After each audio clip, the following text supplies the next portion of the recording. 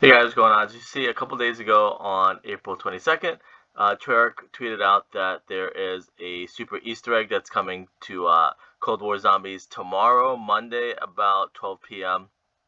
Eastern Time and 9 a.m. West Coast Time. So wherever you fall in between that, that's when you're going to get it in the game. It's probably going to be an update. And they're going to add a lot of rewards to it.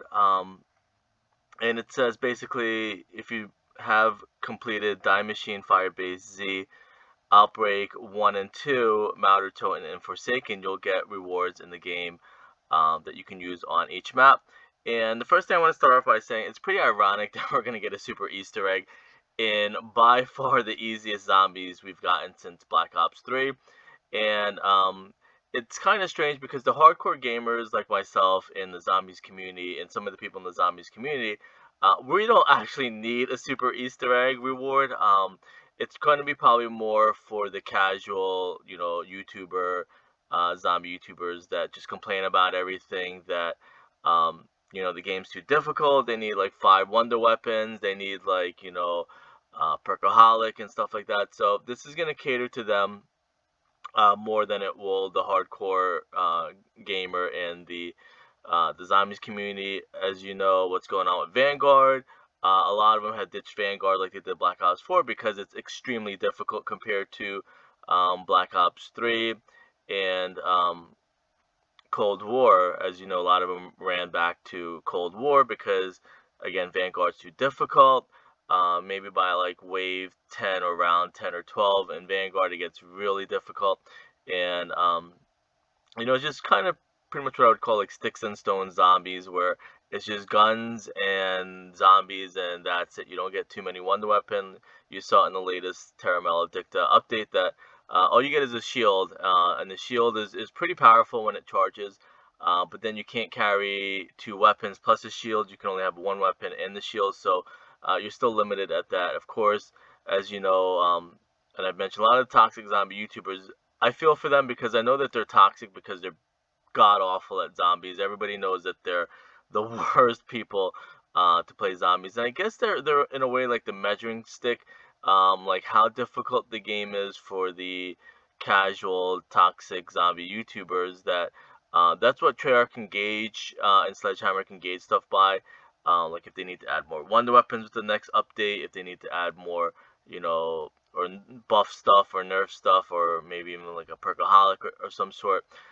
That's, I guess, in a way, the measuring stick is like how, again, god awful these toxic casual zombie YouTubers are. Like I said, they play the map once or twice, they make a video, they cash in on it, um, and they never go back and play it again. And they again just pump out like hate videos and stuff like that. So with all that being said, like it's cool to see that Cold War is getting a super Easter egg. Now, I'm not rushing back to Cold War personally to go do the super Easter egg because I don't need 3 wonder weapons. I don't need a perkaholic. I don't need a ray gun starting weapon and stuff like that. The hardcore gamers are probably not rushing back to Cold War because it was pretty easy, if not even maybe easier than Black Ops 3 zombies. So in the long run, down the road, probably like 5 years from now, maybe 10 years, people are going to look back and Cold War is going to be probably the more or bigger fan favorite because it's the easiest zombies. You even had kill streaks and stuff like that.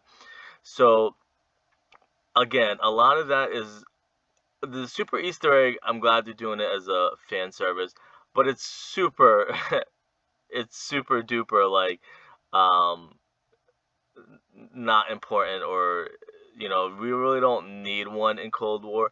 Now what I'm going to do, I'm going to look back at some of the other super Easter eggs, but before I move on, I think the only thing I would rush and jump back into it for is, traditionally we've gotten a character unlock for the super Easter eggs, with the director's cut. I'll do that one because that was first in IW Zombies. You got permanent perkaholic, they call it candy perks permanently, whatever. But I think you get perkaholic. You get 25,000 points to start. The magic wheel is pack a punched, and you get alien fuses are already installed. So this stuff is amazing because, again, before I jump back, in Cold War, what they would need to do, which would be kind of ironic in a way, is they need to make it a lot harder for it to warrant a super Easter egg, because the game is extremely easy as it is right now. If you do super Easter eggs, you're gonna have to have maybe a director's cut mode where the game gets harder. I think that's something they probably, hopefully, thought ahead to do, is, add a director's cut mode that makes it extremely difficult, and maybe that mode would be the only mode that you can use the new unlocks or rewards with, because, again, you don't need anything for the regular Cold War maps and Outbreak maps. It's very easy. It's extremely easy, I'll put it that way. Almost too easy. So what I would recommend, maybe they're testing stuff out now, but maybe during season 3, maybe halfway through, create an actual director's cut mode where everything's extremely difficult. You get crazy, insane spawns and stuff like that.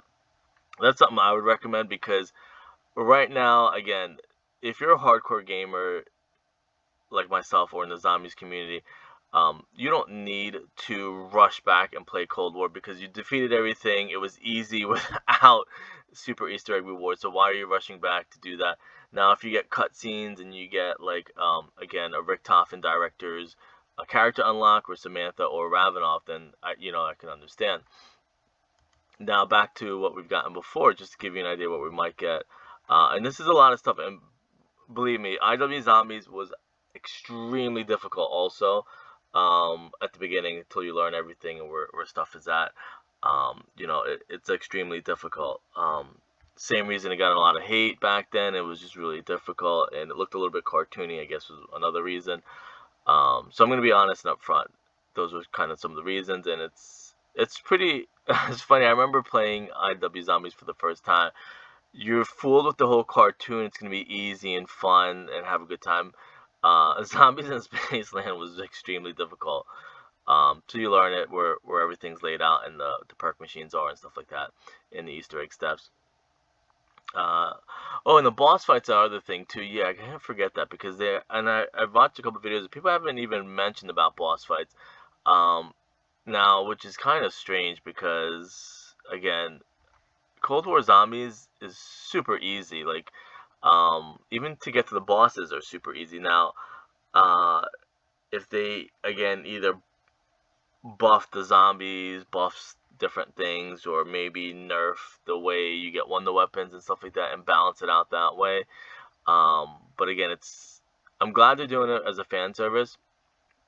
But if anything, what they should do, again, like I told you, I don't work for Treyarch or Call of Duty, but if I did, and sometimes I wish that I did, because it's like, they need more opinions, maybe a different opinion than somebody who actually works there. Why not have it where you complete all the Easter eggs in Cold War, then you get rewards, and somehow track it, maybe your Call of Duty account, get rewards in Vanguard, because then that would actually help the bad players enjoy Vanguard. The casual zombie YouTubers that are god awful at zombies, it would actually help them enjoy Vanguard, because that's the thing right now. You go into Vanguard, you gotta teleport a couple times before you have stuff unlocked. That's the irony of the whole thing, is like they should actually put the super Easter egg in Vanguard to help the bad casual players. Not necessarily Cold War. The thing is, it's already super easy. So that's kind of a strange thing altogether. But again, you get a lot of cool stuff. You get a skin. You get boss fights and stuff like that. You get points. You get Wonder Weapon Pack-a-Punch twice. Money, candy. So that was it. And the stuff that people have actually forgotten about, and I think this is the right one, but I don't know, I ended up clicking on this one, but people have said, is there a super Easter egg? So I thought it was here, but I'm not going to actually click on stuff, but For the World War II one, same thing. You had faster specialty weapon upgrades as far as like your specialty, your L1 and L2 pressed together. I think you had an MP40 starting weapon. You had more points. I think you had Perkaholics unlocked. You got a zombie skin. You got a weapon charm. Um, and I don't think you get boss fights or anything like that. You don't get anything super different. Um, you didn't get like a Mephistopheles boss fight or anything like that. And that was the other thing too with the IW zombies. But you got a lot of stuff that helped you in World War II zombies, and you need it in World War II. So honestly, it would be funny, not funny, but it's ironic that the super Easter egg for Cold War should actually be thrown into Vanguard to help the bad casual players. Help them with Vanguard because they're complaining. But anyways, that's something they probably should look into to help Vanguard down the road. If you completed all the Easter eggs or track it somehow, throw it into Vanguard to help people not run to Cold War because Vanguard's too difficult and stuff like that. So that's a pretty ironic part. But again, with all that being said, World War II had some super Easter egg stuff too that people don't even mention. I myself haven't completed it. I never was into zombies that much. Maybe a little bit after that, tried or started getting more into the story part of it and the lore, understanding stuff. And they need to kind of mesh all the universes together a little bit better. That's something that I've mentioned before. Thought they would probably be doing it in this game with Vanguard. But we're still kind of early. You never know what we'll get down the road. So again, you get, as it says here, you get a zombie skin, a weapon charm. You can start with a combat shotgun, M1 Grand, MP40, and Thompson. So you have a lot of stuff you can start with. Again, so this is all happening tomorrow at noontime. Again, I personally am not rushing back to it, but I'm going to watch people play it and see. First, I'm going to see what it is. If you get like a Richtofen skin or a Samantha skin or something like that, then I'll probably go back and do it, or a Ravenoff.